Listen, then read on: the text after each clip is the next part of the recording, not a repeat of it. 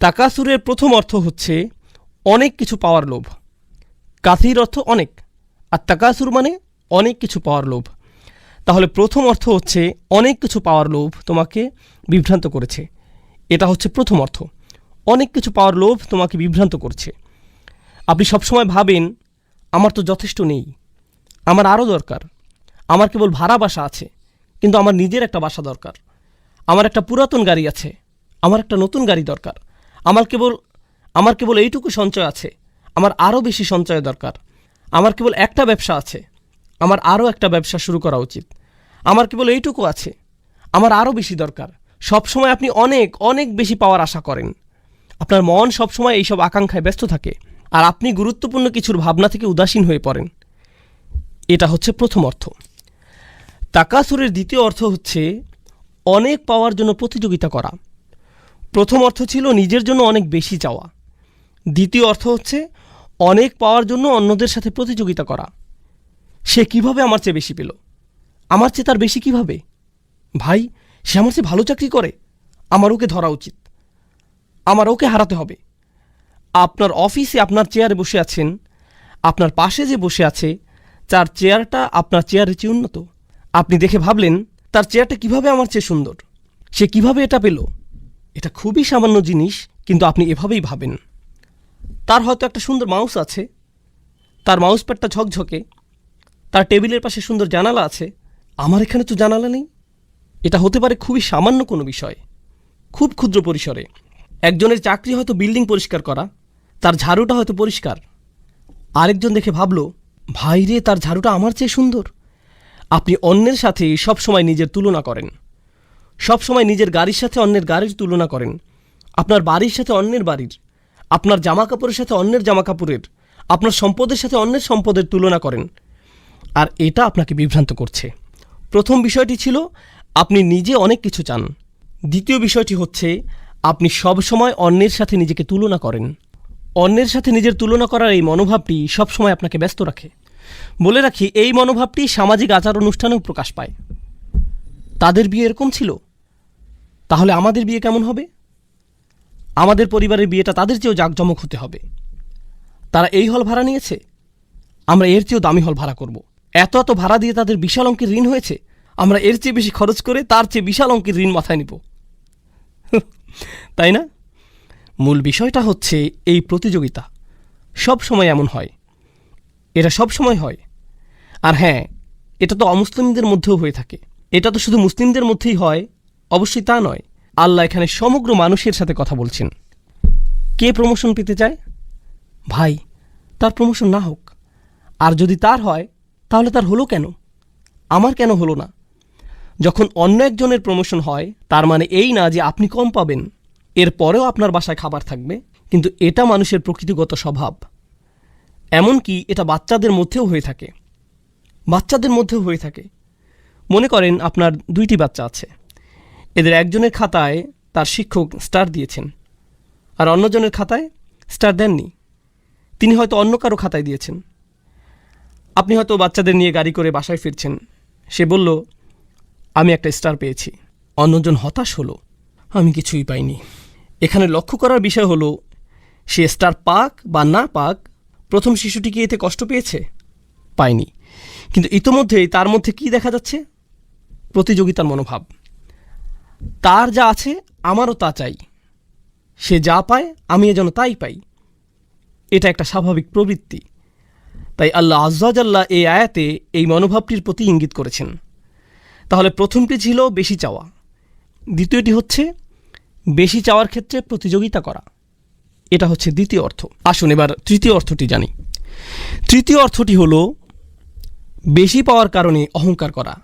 আত-তাফাখুর মা আত-তাকাসুর, আপনার অনেক থাকার কারণে গর্ব করা। অর্থাৎ যখন কেউ আপনার কাছে আসে, সে হয়তো কোনো কিছু নিয়ে কথা বলছে, আপনি হুট করে বলে বসলেন, ও হ্যাঁ, আমি তো ওখান থেকে গ্রাজুয়েশন করেছি। ওহো, বলে রাখি, এই গাড়িটা আমি মাত্র 2 মাস আগে কিনেছি, খুব ভালো দামে পেয়েছি, মাত্র 37 লাখ, ইত্যাদি ইত্যাদি। সে কি আপনাকে জিজ্ঞেস করেছে আপনার গাড়ি আছে কিনা?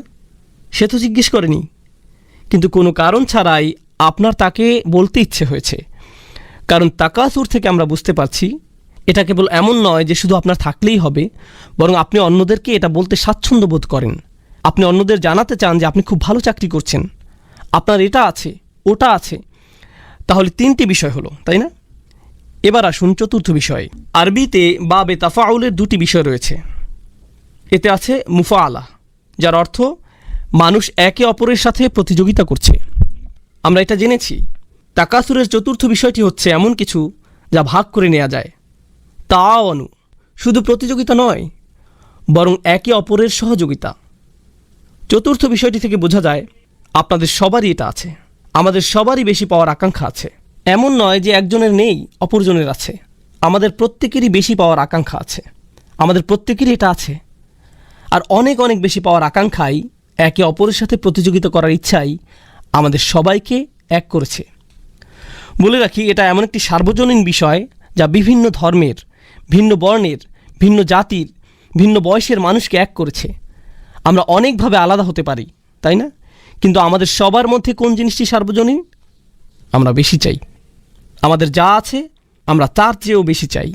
আমাদের যা আছে তাই নিয়ে আমরা সুখী নই।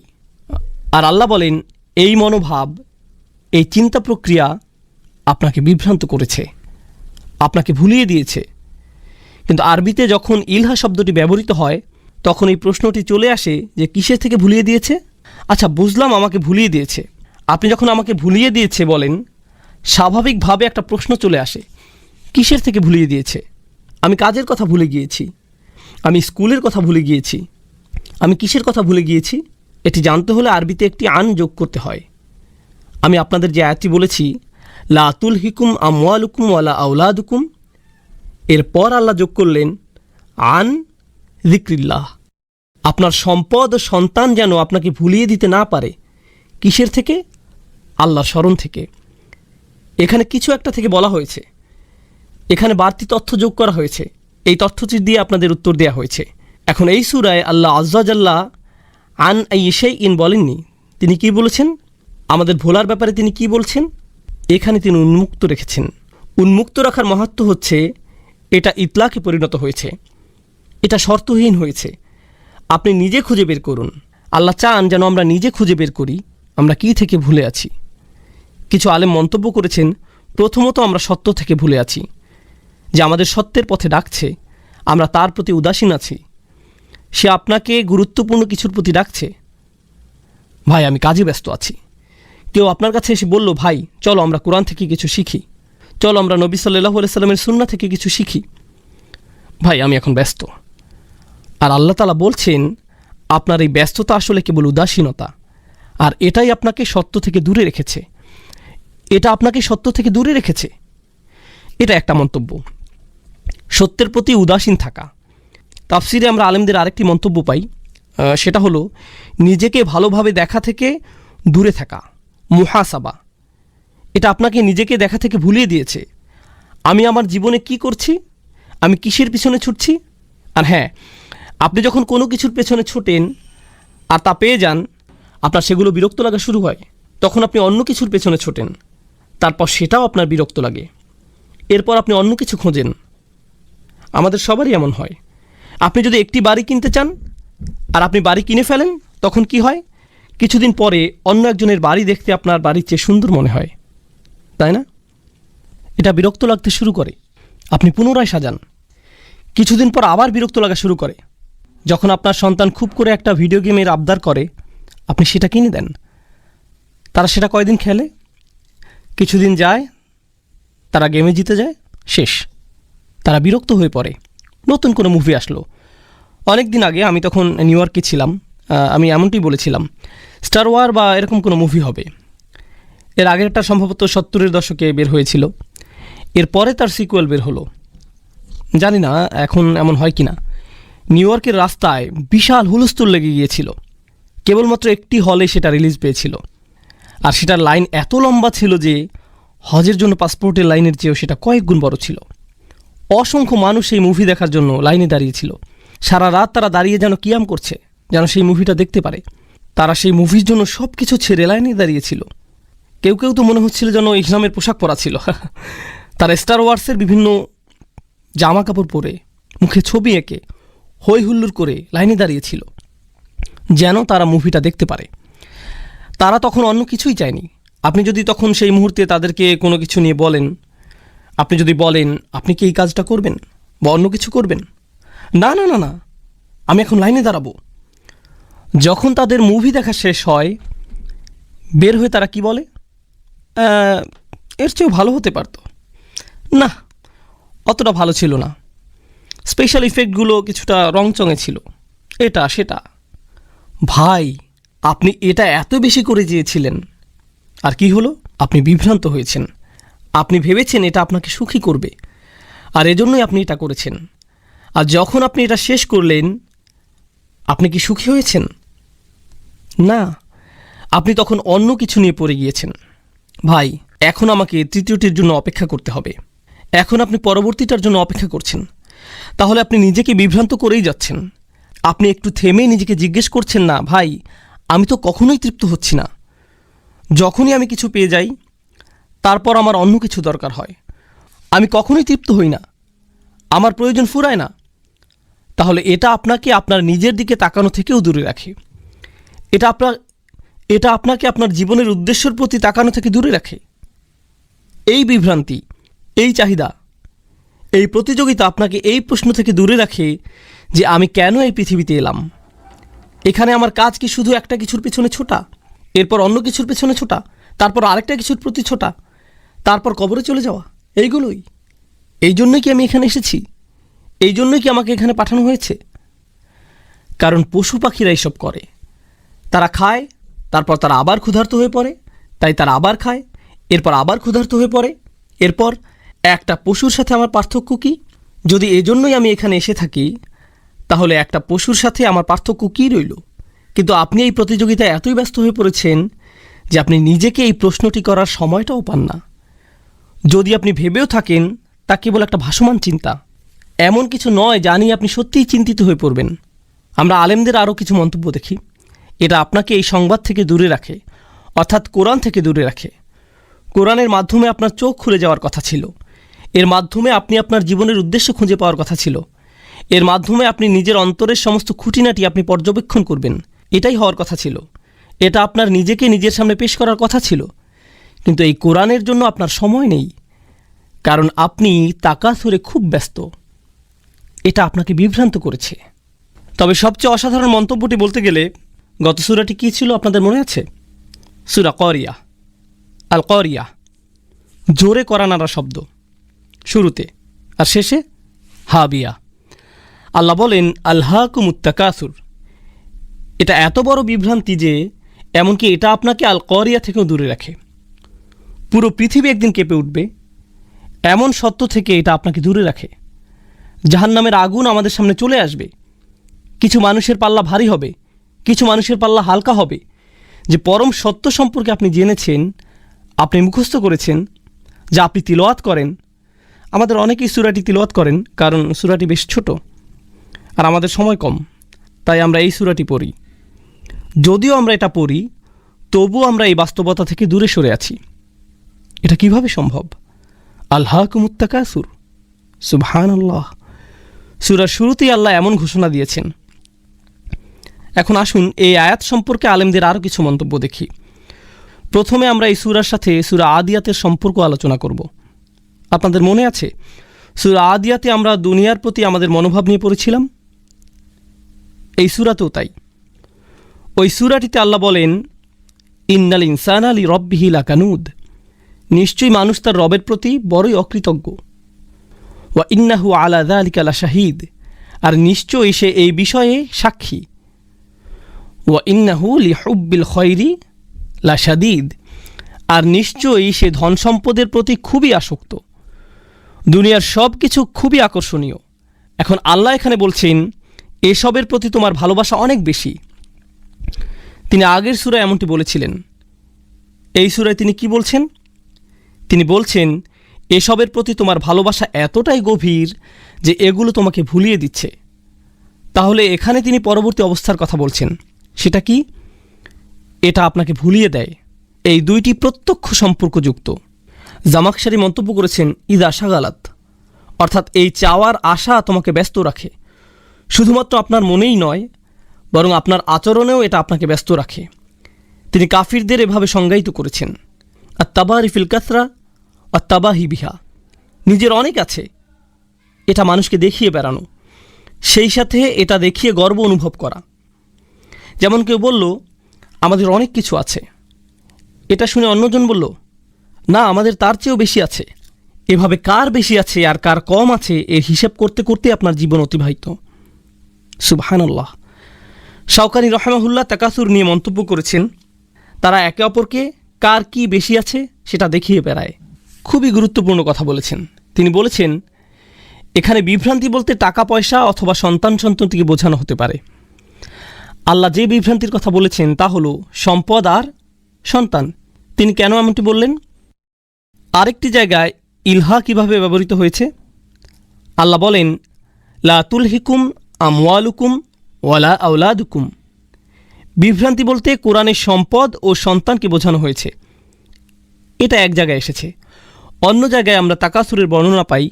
সূরা হাদীদে আল্লাহ বলছেন, তাকাসুরুন ফিল আমওয়ালি ওয়াল আওলাদ। তাহলে আয়াতের প্রথম শব্দ ইলার সাথে আমরা আমওয়াল ও আওলাদ এই দুটি শব্দ পাই। দ্বিতীয় শব্দ তাকাসুরের সাথেও আমরা আমওয়াল ও আওলাদ পাই। আমরা এই উভয় ক্ষেত্রেই পাই। তাহলে সম্পদ ও সন্তান উভয়ই আমরা বেশি চাই। কিন্তু আমরা দেখছি যে আমাদের জীবনের আসল উদ্দেশ্যের দৃষ্টিকোণ থেকে এই দুইটি আমাদের জন্য বিভ্রান্তি। এগুলো হতে পারে বড় বিভ্রান্তির কারণ। তাকাসুর ফিল আওলাদ, এটা নিয়ে ছোট একটা সন্দেহ নিরসন করা প্রয়োজন। সন্তানের ক্ষেত্রে বেশি যাওয়ার ব্যাপারে এটা দিয়ে কয়েকটি বিষয় বোঝায়। এটা কেবলমাত্র বেশি সন্তান নেওয়াকে বোঝায় না। বেশি বলতে অনেক সন্তান থাকাকেই শুধু বোঝায় না। আমরা এমন একটি সময় আছি যখন মানুষ চিন্তা করে যে বেশি সন্তান নেওয়া অর্থনীতির পক্ষে ক্ষতিকর, তাই না? এমনকি কিছু দেশ তো আছে যাদের এমন নিয়ম রয়েছে যে আপনি নির্দিষ্ট সংখ্যক সন্তানের বেশি নিতে পারবেন না।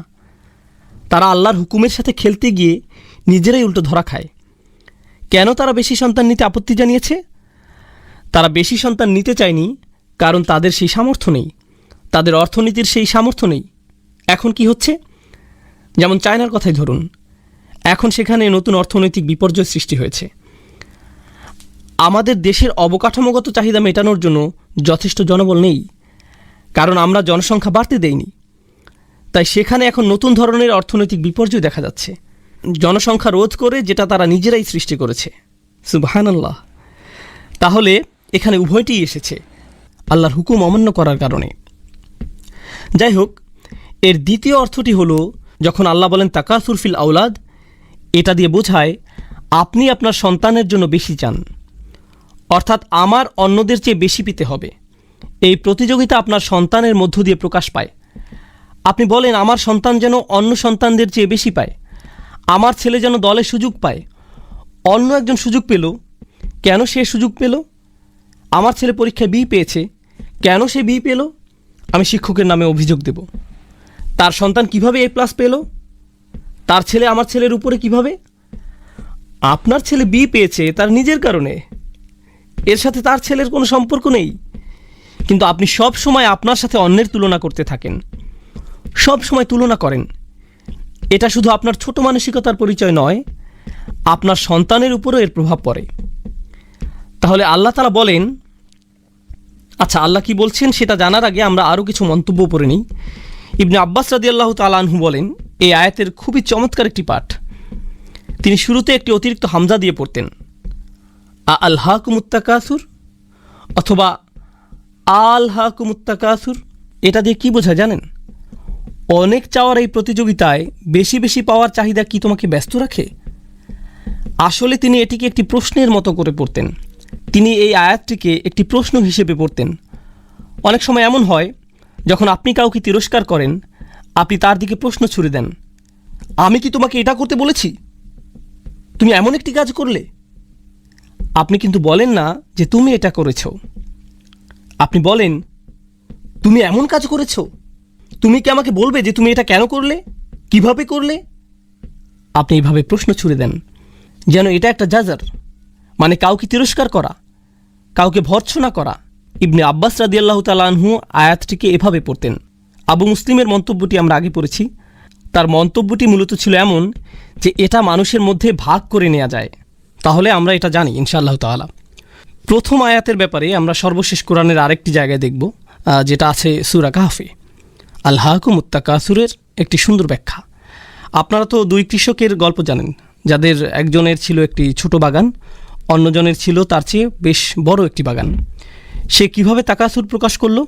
সে গরিব কৃষককে বলল, ধনী কৃষক গরিব কৃষককে বলল, আনা আকসারু মিনকা মালান ওয়া আযু নাফারা, সম্পদের দিক থেকে আমি তোমার চেয়ে বড়।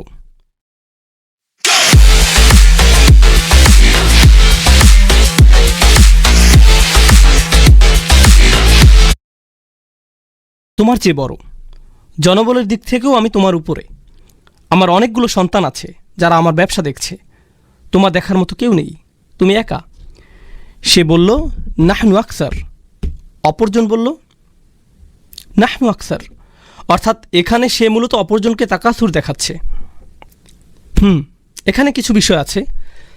আমি যদিও আপনাদের বলেছি যে এটাই শেষ মন্তব্য, তবুও এই মন্তব্যটি পড়া উচিত, এটা গুরুত্বপূর্ণ ইনশাআল্লাহ। এখানে বলা হচ্ছে যে আল্লাহ বলছেন এটা তোমাকে বিভ্রান্ত করছে, কিন্তু তিনি এটা বলেননি যে কি তোমাকে বিভ্রান্ত করছে। এটা শাওকানি রহমাহুল্লাহর মন্তব্য। তিনি বলছেন অলাম ইয়াকুল আনকাদা, তিনি এখানে বলেননি যে মানুষ কিসে বিভ্রান্ত হয়, বাল আতলাকাহ, বরং তিনি এটাকে শর্তহীন করেছেন। কারণ এটাকে শর্তহীন করায় তাচ্ছিল্য, তিরস্কার বা সমালোচনার জন্য এটা আরও অলঙ্কারপূর্ণ হয়েছে। তিনি বলেন একে উন্মুক্ত করার কারণে কিসে কিসে মানুষ বিভ্রান্ত হয় তার দরজা আপনার জন্য উন্মুক্ত রইল। আমরা একটু আগে জীবনের উদ্দেশ্য খোঁজা, নিজেই নিজেকে দেখা, এসব নিয়ে আলোচনা করেছি।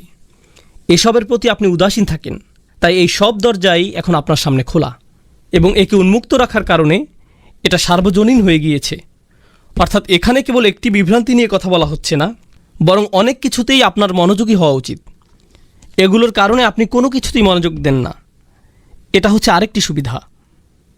এখানে বাগ্যিতার রীতি মানা হয়েছে, এটা হচ্ছে আরবি অলঙ্কার শাস্ত্রের একটি পাঠ। যখন কোনো কিছু উল্লেখ করা থাকে না, এর মাহাত্ম্য রয়েছে। এর অর্থ হচ্ছে এই তাকাসুর আপনাকে সব কিছু থেকে ব্যস্ত রাখছে, যা নিয়ে আপনার ব্যস্ত থাকার কথা ছিল। তথাপি মিনাত তাআতিল্লাহ, আল্লাহর আনুগত্য থেকে শুরু করে ওয়াল আমালিল আখিরাহ, আখিরাতের জন্য প্রস্তুতি নেওয়া পর্যন্ত, এগুলো নিয়ে আপনার ব্যস্ত থাকার কথা ছিল, কিন্তু এটা আপনাকে এই সব থেকে দূরে সরিয়ে রেখেছে। এই ছিল প্রথম আয়াতের ব্যাপারে সর্বশেষ মন্তব্য। আল্লাহ বলেন হাত্তা যুরতুমুল মাকাবির। যারা মানে কারোর সাথে দেখা করা, জিয়ারাহ মানে কারোর সাথে দেখা করা। উর্দুতে আমরা বলি জিয়ারাত কারনা, এরকম কাছাকাছি শব্দ, কারোর সাথে দেখা করা। কিন্তু প্রাচীন আরবি ভাষায় এর আরেকটি অর্থ আছে, সেটা হলো কারোর সাথে দেখা করা ও তাকে জড়িয়ে ধরা, বুকে বুক মিলানো, একেও জিয়ারা বলা হয়ে থাকে। আপনি কেবলমাত্র কারোর সাথে দেখাই করেন না, আপনি তাকে জড়িয়েও ধরেন। আর আল্লাহ এখানে বলে রাখি, আপনি যখন কারোর সাথে দেখা করেন সেটা কি স্থায়ী না অস্থায়ী? এটা অস্থায়ী, আপনি একটু পরেই চলে যাবেন। এখানে এই অর্থটিও আছে, মানে আপনি কারোর সাথে দেখা করতে গিয়েছেন, আপনি দেখা করেছেন, এরপর আপনি চলে গিয়েছেন।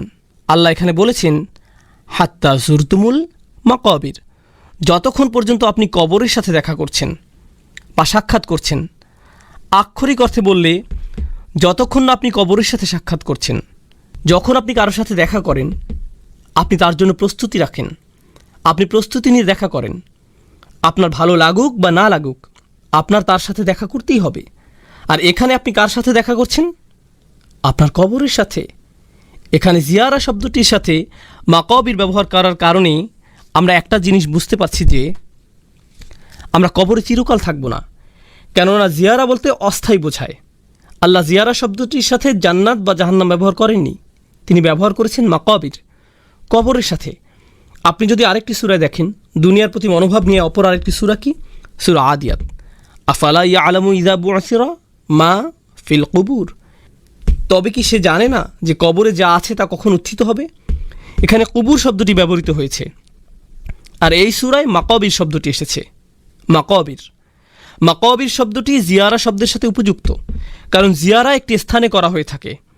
আর মাকাবির শব্দটি মাকবারা শব্দের বহুবচন। আরবি ভাষায় কোনো বিশেষ্য পদ মা দিয়ে শুরু হলে একে বলা হয় জরফে মাকান। এটা দিয়ে কোনো স্থান নির্দেশ করা হয়, যেমন মসজিদ বা মাতার বিমানবন্দর, বা মাকআদ বসার জায়গা, মাজলিস, এটাও বসার জায়গা, সমাগম। তাহলে বোঝা যাচ্ছে শুরুতে মা থাকলে সেটা দিয়ে কোনো জায়গা বোঝায়, এটাই জরফে মাকান। আর সাক্ষাৎ কোনো একটা জায়গায় হয়ে থাকে, তাই কবরের কথা বোঝাতে এর সাথে এখানে জায়গার বর্ণনা এসেছে। মানে এটা একটা কবরস্থান। আপনি যখন কিছু পাওয়ার ধান্দায় থাকেন, কোথায় আপনার খুব একটা যাওয়া হয় না? কবরস্থানে। সেখানে আপনার জন্য তেমন কিছু নেই। কবরস্থানে আপনার দুনিয়াবি কিছু পাওয়ার নেই। আপনি শপিং মলে যান, চাকরিতে যান, আত্মীয়ের বাসায় যান, আপনার বসের কাছে যান, আপনি সবখানে যান, কিন্তু কোথায় যান না? আপনি কবরস্থানে যান না। আমার নিজের উপর একটা উদাহরণ মনে পড়ছে। এটা ছিল নিউ ইয়র্কে। তখন আমি নিউ ইয়র্ক থাকতাম। আমি থাকতাম কুইন্সে, আর আমার কলেজ ছিল ম্যানহাটনে। তো আমরা এলাই হয়ে যেতাম। সেখানে ছিল একটা বিশাল কবরস্থান, মেইন রোডের পাশেই। এই কবরস্থানটা আমি মনে হয় টানা 10 বছর দেখেছি, কিন্তু কোনো দিনই যাইনি। আর শুধুমাত্র কেবল আমি নই, প্রতিদিন হাজার হাজার মানুষের পাশ দিয়ে যায়। কেউই কখনো সেখানে যায় না। কেবল যায় কখন? যখন তাদের মৃত্যু হয়, যখন তাদের সেখানে রাখা হয়। সুবহানাল্লাহ। তাহলে এটা হচ্ছে আয়াতের একটি অর্থ, কিন্তু অপর অর্থটিও খুবই গুরুত্ববহ। আমরা এখানে সাবাবুন নুজুম দেখতে পাই। আপনারা জানেন যে কিছু আয়াতের ঐতিহাসিক প্রেক্ষাপট থাকে। আর ওই সময়ের অর্থ কী ছিল? যেহেতু আলেমদের মতে তৎকালীন সময়ে কিছু গোত্র ছিল যারা সবসময় অন্য গোত্রগুলোকে তুচ্ছ করত। তোমাদের চেয়ে আমাদের বেশি মানুষ আছে, তোমাদের চেয়ে আমাদের বেশি অস্ত্র আছে, আমাদের যারা মারা গিয়েছে তারা তোমাদের মৃতদের চেয়ে সেরা। তারা কবরস্থানে যেত আর বলতো, আমাদের গোত্রে ইনি ছিলেন আর ইনি এটা এটা করেছেন। তোমাদের গোত্রে কি কেউ কখনো এমন করেছেন? তারা এভাবে কবরে গিয়ে একে অপরের সাথে প্রতিযোগিতা করত। তারা বলতো, তোমাদের কি এমন কেউ ছিল? এখনকার সময় আমরা বলি, আমাদের ইতিহাসে ইনি ছিলেন, অমুক ছিল, তমুক ছিল। ইতিহাসের নায়কদের নিয়ে গর্ব করা। তারা যেভাবে সত্যি সত্যি কবরস্থানে গিয়ে কবর দেখিয়ে এভাবে বলতো, এনার মতো তোমাদের কেউ আছে? অমুকের মতো, তমুকের মতো। ভালোভাবে চিন্তা করে দেখলে বর্তমান সময়ে আমরা আমাদের ইতিহাসের নায়ক দিয়ে নিয়ে এসব বলি। মুসলিমরা সালাউদ্দিনের কথা বলে, কিংবা সাহাবাদের কথা বলে। আমরা আমাদের ইতিহাসের নায়কদের নিয়ে গর্ব করি। এনাদের মতো কে আছে? আমি কি বলছি বুঝতে পারছেন? এখন সমস্যা হচ্ছে, আল্লাহ এখানে যে পয়েন্টটি তুলে ধরেছেন, প্রথমত হাত্তা জুরতুমুল মাকাবির, অর্থ হাত্তা ইয়াতিয়াকুমুল মাওতা বা কবিরতুম। আপনার মৃত্যু চলে এলো, আপনাকে কবরে নেওয়া হলো। আপনার নিজের কবরে যাওয়ার আগ পর্যন্ত আপনি বেশি পাওয়ার লোভ করেই যাচ্ছেন। কিন্তু এর অন্য অর্থটি হচ্ছে, আপনি কবরস্থানে যেতেন, আর যখন কবরস্থানে যেতেন কী হওয়ার কথা ছিল? আপনার মনে পড়ার কথা ছিল যে আপনি কোথায় যাচ্ছেন, কিন্তু আপনি কবরস্থানেই যাচ্ছেন একে অপরকে দেখিয়ে তুচ্ছ করার উদ্দেশ্যে। যেখানে এই কবরস্থানে যাওয়াই আপনার জীবনের উদ্দেশ্য বোঝার জন্য সবচেয়ে সহজ রাস্তা হবার কথা ছিল। আপনি যদি খুব বেশি ধার্মিক না হন, আপনি যদি খুব বেশি আখিরাত নিয়ে না ভাবেন, আপনি যদি বছরের পর বছর নামাজ না পড়েন, যদি কারো দাফনে যান, হয়তো আপনি এর আগে কখনো যাননি, জানাজার পর সব আনুষ্ঠানিকতা শেষে আপনি দাফন করতে গেলেন, আপনি যদি কেবল সেখানে যান, এটা আপনাকে একটা ধার্মিক অভিজ্ঞতা দেবে। শুধু কবরস্থানে হেঁটে কবরের নাম পরিচয়গুলো পড়লেই, অমুক মানুষ এত বছরে মারা গেছে, আরেকজন 20 বছরে মারা গেছে, আরেকজন হয়তো 6 মাসে মারা গেছে, আরেকজন দেখলেন 83 বছরে মারা গেছে, আরেকজন 31 বছরে মারা গেছে। নিজের বয়সী একজনকে পেলেন, একজন মহিলা, আরেকজন পুরুষ, আরেকজন মহিলা। আপনি এগুলো পড়ছেন আর কার কথা ভাবছেন? আপনার নিজের কথা। এটা আপনার চোখ খুলে দিবে। আপনার নিজের চোখ খোলার জন্য কবরস্থান অনেক ভালো জায়গা। নিজের দিকে তাকানোর জন্য এটা উপযুক্ত জায়গা। আর আমরা এমন মানুষ যে আমরা সেই কবরস্থানকেই কিনা তাকাসুরে পরিণত করেছি। আমরা এখানে থেকেও শিক্ষা নিতে পারি না, আমরা অন্ধ হয়ে পড়েছি। এজন্য এখানে অতীতকাল এসেছে। আল্লাহ এটা তোমাকে অন্ধ করেছে। এটা তোমাকে অন্ধ করবে তা নয়, এটা ইতোমধ্যেই তোমাকে অন্ধ করেছে। অন্যভাবে বললে, তোমাদের নিয়ে কোনো আশা নেই। যদি এখানে বলা হতো এটা তোমাদের অন্ধ করবে, সেখানে কিছুটা আশা ছিল। এটা হতেও পারে, নাও হতে পারে। হয়তো আমি পরিবর্তিত হব, কারণ আমার সেই যোগ্যতা আছে। কিন্তু যেহেতু ইতিমধ্যেই তা হয়ে গেছে, সুতরাং এখন আর কোনো আশা নেই। সুবহানাল্লাহ। এখন এখানে অনেক মুফাসসির মন্তব্য করেছেন, কিন্তু আমরা এখানে শাওকানির মন্তব্যটি পড়ব ইনশাআল্লাহ। এখানে তিনি বলেছেন তারা সেই সব কবরস্থানগুলোতে যেত, ফায়াকুলুনা হাযা কবর ফুলান ওয়া হাযা কবর ফুলান ইফতাখিরুনা বিযালিক। তারা বলতো এটা অমুক মহান মানুষের কবর, এটা তমুক মহান মানুষের কবর। তারা এটা বলে গর্ব করত। কাল্লা সাউফা তা'লামুন সুম্মা কাল্লা সাউফা তা'লামুন, একই আয়াত, পার্থক্য কি? শুরুতে সুম্মা আছে। সরল অনুবাদ হচ্ছে কাল্লা। প্রথমে কাল্লা শব্দটি দেখি। কাল্লা বিমাআনা হাক্কা, কাল্লা অর্থ অবশ্যই। শব্দগতভাবে কাল্লা অর্থ কোনো মতেই না, কোনোভাবেই না, কোনোভাবেই না। অর্থাৎ আপনার এই অন্ধত্ব চিরকাল থাকবে না, অবশ্যই থাকবে না। শীঘ্রই আপনি জেগে উঠবেন। আর যখন আপনি জেগে উঠবেন, আপনি নিজে থেকেই বলবেন আমি কি করেছি, আমি কিভাবে এতটা অন্ধ হয়ে গিয়েছি। আপনি দেখবেন কিছু মানুষ আছে যারা দুনিয়ার মোহে এতটাই অন্ধ, আপনি যদি তাদের ঘুম ভাঙানোর চেষ্টা করেন, আপনি যদি তাদের জীবনের অর্থ বলার চেষ্টা করেন, তারা এটা শুনতেই আগ্রহী না। আপনি মনে মনে ভাবেন, ভাই এই লোকটি কোনো দিন সত্য উপলব্ধি করবে না, একে নিয়ে কোনো আশা নেই, এই লোকটি কোনো দিনই বুঝবে না। আল্লাহ তাদের উদ্দেশ্যে বলেন, কাল্লা, না, একদিন সময় আসবে, অবশ্যই তারা শুনবে, কোনো অন্ধত্ব থাকবে না। আর এটা কিন্তু কবরে যাওয়ার পর, তাদের দাফনের পর। তাহলে কাল্লা সাউফা তা'লামুন প্রথম আয়াত, খুব তাড়াতাড়ি তুমি বুঝতে পারবে। সা তা'লামুন অর্থ শীঘ্রই তুমি বুঝতে পারবে। সাউফা তা'লামুন, খুব শীঘ্রই তুমি এটা বুঝতে পারবে। মানে হচ্ছে তোমার মৃত্যু খুবই কাছে। এটা শুধু কাছে নয়, বরং খুবই কাছে। যখনই তোমার মৃত্যু আসবে তুমি বুঝতে পারবে। আলী রাদিয়াল্লাহু তাআলা আনহু বলেন, আন-নাসু নিয়াম, মানুষ ঘুমাচ্ছে।